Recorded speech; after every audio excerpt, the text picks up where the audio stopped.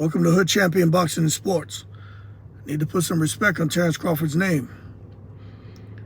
This man started boxing when he was small, had a little bit of a troubled home life, got caught up in the streets, bad crowd, bad decisions, survived getting shot in the head.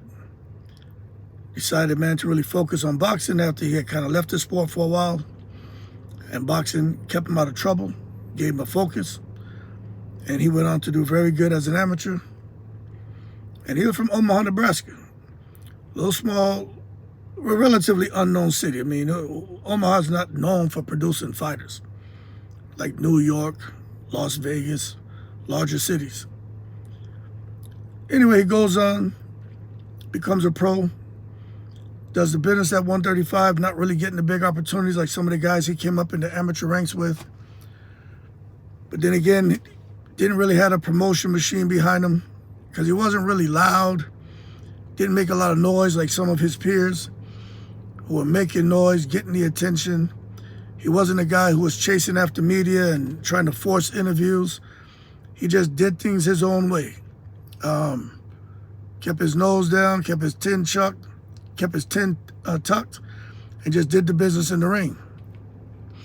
And eventually over time, people started paying attention to him, but they still weren't completely sold on Crawford.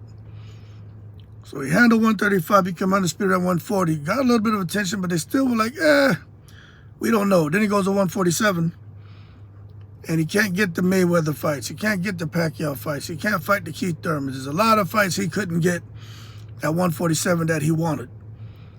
It wasn't until he finally got the opportunity to fight Earl Spence and he did the business. That's when the world took notice.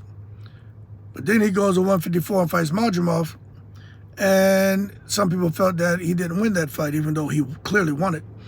But that's where they said, damn, this guy Madrimov, who has under 12 fights, gives Crawford a hard fight. Maybe that win against Earl Spence is a fluke. He's not as special as we thought he was, because a guy with, little to no pro experience almost beat him. So Crawford said, we're going to prove you all wrong. Then he goes up, fights Canelo, shocks the world, becomes the face of boxing.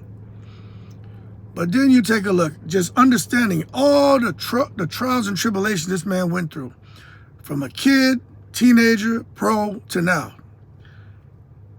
To have it all culminate on the day that was very important to him, his birthday, and being recognized for his accomplishment in boxing, cop pulled a gun on him and had it at his head. Let me tell you something, that cop was there to execute Terence Crawford. I gotta say, good job, Crawford, for not giving him a reason to kill you because he wanted to. Put some respect on Crawford's name.